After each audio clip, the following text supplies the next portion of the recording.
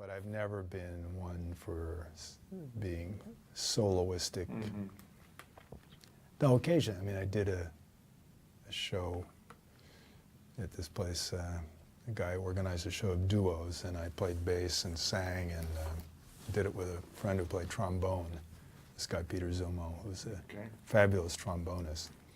So I thought that'd be just like an interesting, odd combination. But I do feel like, yeah, the bass is there to be, you know, really under. Mm-hmm, mm-hmm. And we all know that joke where the punchline, you know, terrible thing happens. You've never heard that? Go ahead, which I did know you it, go? I know. You know it, and the terrible thing is what happens when the drums stop. Oh, get that joke, okay, yeah. Bass solo begins. So.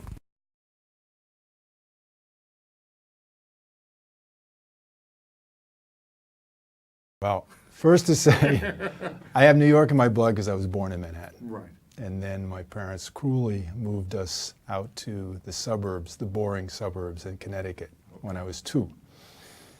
New Canaan, Connecticut, which if you know boring suburbs is... Cruel, those trees. And those trees, that clean air, nice yellow school buses taking kids to these very good schools. But anyway, I always wish I'd grown up my early years in New York. But anyway, I used to listen. I was able to get 10-10 wins. You remember Murray the K? Okay, that's what I listened to. The first songs I remember getting really excited by were Dion's songs. You know, Lovers Who Wander, Run Around Sue. And then I remember very much the English scene. I remember thinking I was cool because I had the Rolling Stones' first album on the school bus. Everybody else had the Beatles, but I preferred the Stones. Oh, but the other experience which I had, it must have been, I think it was '63 actually, because I had a cousin, an older cousin, who took me to a Newport Folk Festival. And that was the first time Bob Dylan performed there. Plus, I remember going to a blues workshop where there was Mississippi John Hurt, Howling Wolf, Reverend Gary Davis, and the Paul Butterfield Blues Band. And they really got me. I mean...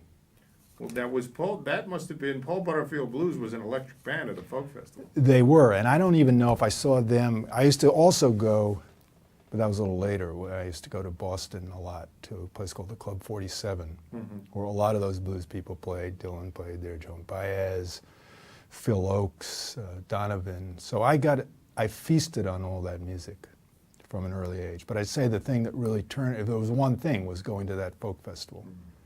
I remember there was a topical songwriters workshop with Bob Dylan, Phil Oakes, you know, Donovan, who else? Richard and Mimi Farina, you know, anybody who was anybody writing songs. And then I was there when Dylan went electric, and I was going, yeah, yeah! Even though he was a little drowned out by Mike Bloomfield.